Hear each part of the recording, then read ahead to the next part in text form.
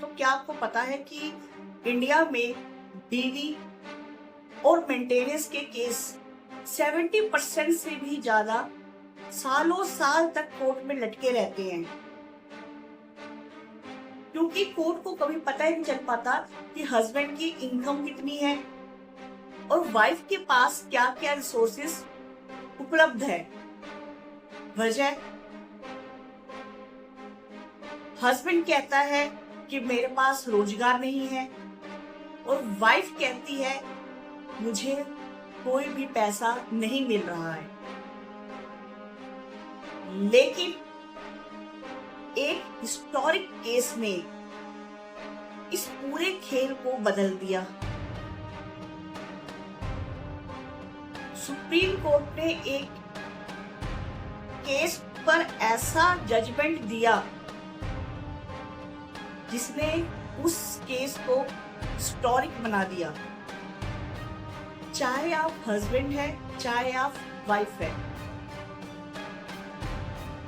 अगर आप चाहते हो कि आपका लाखों रुपया और सालों साल लगने वाला टाइम खराब होने से बच जाए, तो आपको आज की ये वीडियो जरूर देखनी चाहिए,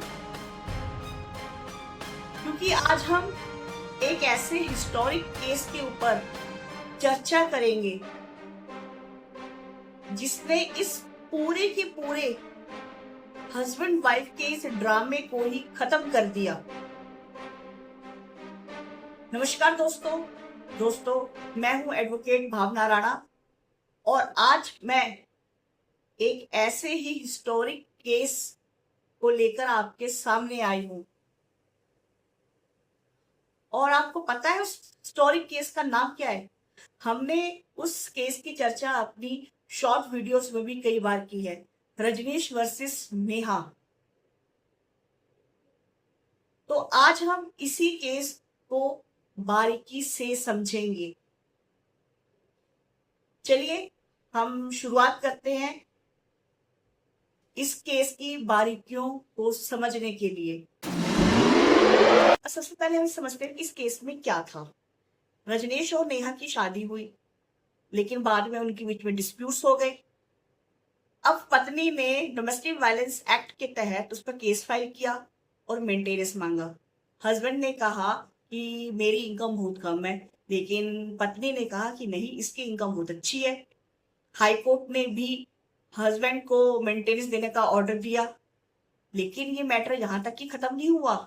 ये मैटर पहुंच गया सुप्रीम कोर्ट तक। अब सुप्रीम कोर्ट ने ये देखा कि पूरे देश में डोमेस्टिक वायलेंस और मेंटेनेंस को लेकर हर स्टेट और हर कोर्ट अलग अलग रूल फॉलो कर रही है।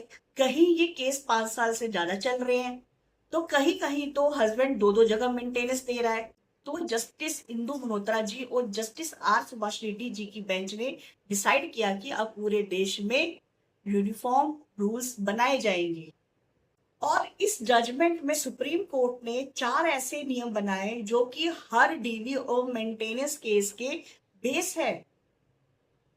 तो चलिए स्टार्ट करते हैं वो 4 सबसे इंपॉर्टेंट नियम जो हर डीवी और मेंटेनेंस एक्ट के बेस है। सबसे पहला और इंपॉर्टेंट, इनकम का सच। अब आप पूछेंगे इनकम का सच मतलब? दोस्तों, पहले लोग क्या करते थे कि अपनी इनकम को छुपा लेते थे, लेकिन अब सुप्रीम कोर्ट ने डीवी और मेंटेनेंस केसेस में इनकम एफिडेविट फाइल करना मैंडेटरी कर दिया है। इस एफिडेविट में सुप्रीम कोर्ट ने ये कहा है कि आपको इस एफिडेविट में अपनी इनकम, आईटीआर, आपके एक्सपेंसेस, आपके लोन्स, हर चीज का इसमें ब्यौरा होना चाहिए। और अगर आप किसी भी तरीके से अपनी संपत्ति को छुपाते हो या अपने एफिडेविट में उस संपत्ति का जिक्र नहीं करते हो, तो आप पर सेक्शन 191 और 193 के तहत एक्शन हो सकता है और आपको जेल भी जाना पड़ सकता है। दूसरा नियम, जो हर हस्बैंड और हर वाइफ को दोनों को ध्यान से सुनना और समझना होगा कि मेंटेनेंस कब से मिलेगा। पहले लोगों में बड़ी कंफ्यूजन होती थी कि जो मेंटेनेंस है वो from the date of filing of application से मिलेगा या फिर जब आप अपना केस जीतते हो उस दिन से मिलेगा। लेकिन सुप्रीम कोर्ट ने साफ साफ कहा है कि जो मेंटेनेंस है वो जिस दिन आपने केस फाइल किया था उस डेट से आपको वो मेंटेनेंस मिलेगा। ओवरलैपिंग मेंटेनेंस का सॉल्यूशन। सुप्रीम कोर्ट ने रजनेश वर्सेस नेहा केस की जजमेंट पास करते हुए ओवरलैपिंग मेंटेनेंस का भी सॉल्यूशन दिया। दोस्तों अक्सर पहले क्या होता था कि जो वाइफ होती थी वो अलग अलग सेक्शन के अंदर केस फाइल करती थी, जैसे 125 सीआरपीसी, अब बीएनएसएस हो गया है वो, डीवी एक्ट सेक्शन 12 या फिर हिंदू मैरिज एक्ट सेक्शन 24। अब हस्बैंड बेचारे को 3 जगह अलग अलग मेंटेनेंस देना पड़ता था, लेकिन सुप्रीम कोर्ट ने कहा नो, ऐसा नहीं हो सकता है। कोर्ट को बाकी जगह ये सारा मेंटेनेंस अमाउंट एडजस्ट करना होगा और डबल या ट्रिपल मेंटेनेंस का ये जो चलन चला हुआ है उसको खत्म करना होगा। मतलब सिर्फ एक ही मेंटेनेंस चलेगा। Number 4, quantum of maintenance, the most important. Court ने कहा कि जो मेंटेनेंस का अमाउंट है वो कैसे डिसाइड होना चाहिए। अब इसके लिए कोर्ट ने 4 पैरामीटर सेट किए। मतलब कोर्ट ये 4 चीजें देखेगा। फर्स्ट, हस्बैंड और वाइफ का स्टेटस और उनका लिविंग स्टैंडर्ड। सेकंड, बच्चों का रहन सहन और उनकी एजुकेशन का खर्चा। थर्ड, अगर वाइफ वर्किंग है तो उसकी अर्निंग कैपेसिटी। हस्बैंड के ऊपर डिपेंडेंट्स कितने हैं, मतलब उसके बुजुर्ग माँ बाप। तो ये सब जो पैरामीटर सुप्रीम कोर्ट ने सेट किया कि इन 4 चीजों को देखकर ही जो मेंटेनेंस का अमाउंट है वो सेट किया जाएगा। अगर आप भी इसी तरह के कुछ केस से गुजर रहे हैं तो आपको क्या करना चाहिए। तो सबसे पहले मैं वाइफ को एडवाइस दूंगी कि कोर्ट में अपना इनकम एफिडेविट एक्यूरेट भरे। हस्बैंड की बिजनेस, बैंक डिटेल्स, लाइफस्टाइल का प्रूफ जैसे social media post, travel details अपने एफिडेविट के साथ जरूर अटैच करें।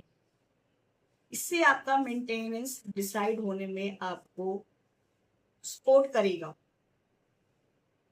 अब हस्बैंड के लिए एडवाइस कि अपनी लायबिलिटीज कोर्ट को जरूर दिखाएं, जैसे लोन, ईएमआई, एक्सपेंसेस या अपने पेरेंट्स का एक्सपेंसेस।